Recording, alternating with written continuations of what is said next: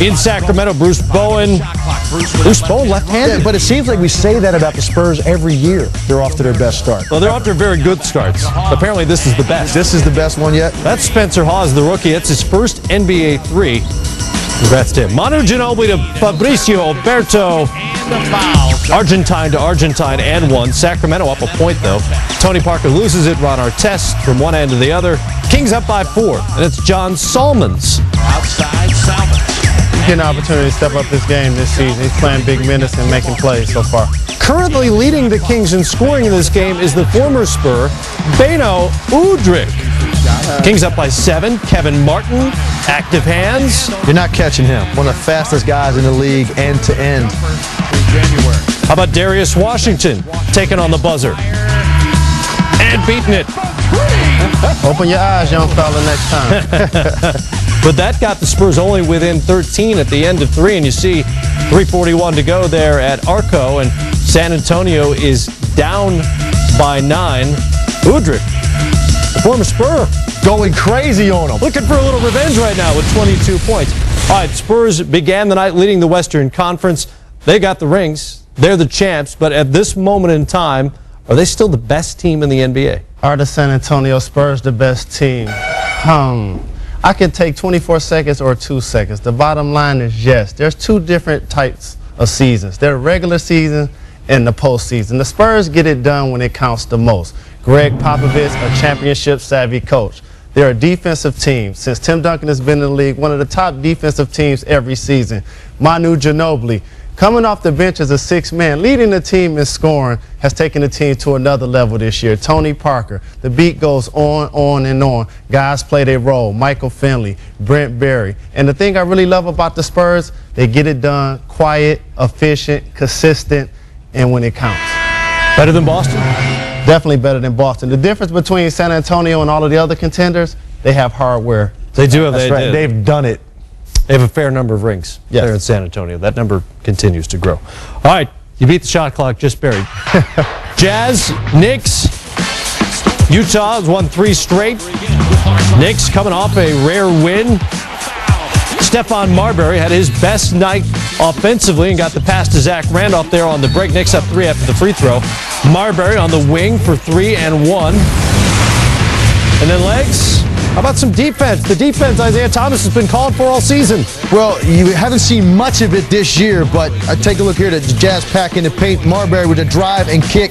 Jamal Crawford spotted up, and this is pretty much the story tonight. They could not keep the Knicks guards out of the paint. They got in there at will, and Marbury, one of the best finishing small guards we have in the league, and Jamal Crawford, this is just ridiculous right here. This is just straight up pickup ball right there in the open court. Don't try this at home, that's for sure. Young players, he practices that all of the time. Actually, that's the kind of defense that Jerry Sloan will be reviewing tomorrow. Jazz in the 4th, Darren Williams down the lane with impunity through much of this game. He had 26 and 8 assists, but it's Marbury to Crawford in transition. Randolph is there to follow it up. Zach Randolph is a vacuum around the backboard. He's going to get you 20 points and 10 rebounds consistently every night. And the Knicks win 113-109. That's 2 in a row, a season-high 28 for Marbury. The Knicks are 3-0 when Starbury scores 17 points or more.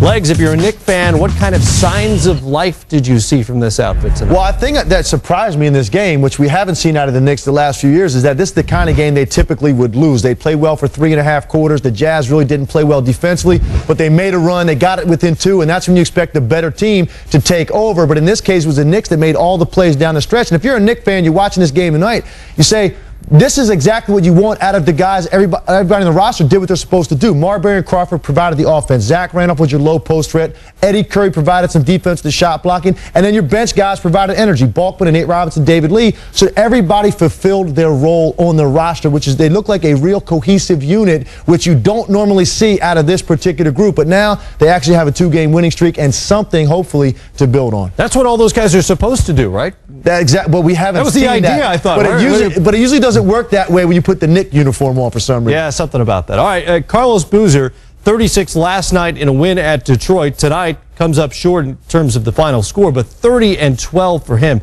the way he's playing, where would you rank him league-wide among power forwards? Last year was a coming-out party for Carlos Boozer. A lot of people were surprised the way the Utah Jazz played. I'm here to tell you, Carlos Boozer is the third best power forward in the NBA. You go Tim Duncan, you go Kevin Garnett, and then you go with Carlos Boozer. That's right, the right-hand player that finishes around the basket with his left hand as good as any big in the league. He can shoot facing it up. He shoots a high percentage. He plays with energy, passion, and also he's a guy that plays to win. And also, he wears number 5. Well, brilliant minds must think alike, because that's exactly the same order that I would have them in. And people probably are going, what about Dirk? You know, where's your MVP at a power forward spot? To me, the difference that separates these guys from Dirk Nowitzki is Dirk plays like a small forward offensively all the time. These guys can play with their backs to the basket. They can post up. They impact the game defensively. They get to the line more often than Dirk Nowitzki. And I think just a little bit tougher physically in the paint to help your team have a chance to compete against bigger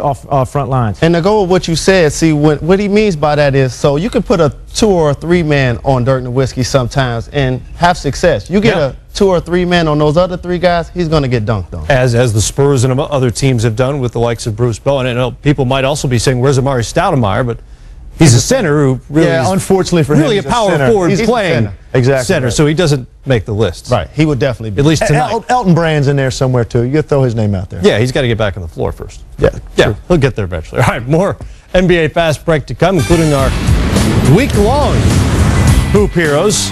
First up, T-Mac and Yao in L.A. to try to get it rolling again after that lengthy losing streak. And we'll update those running Suns, see if they've caught the Warriors in Oakland as they go for their 9th in a row.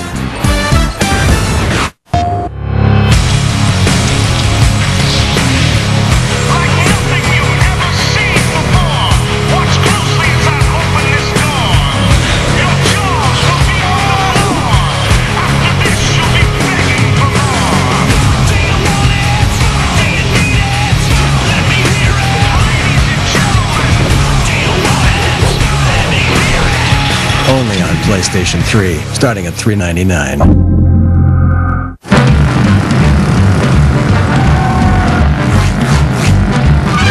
Of course Geico sponsors Mike's Race Car, because they insure everything race car fans love. RVs, motorcycles,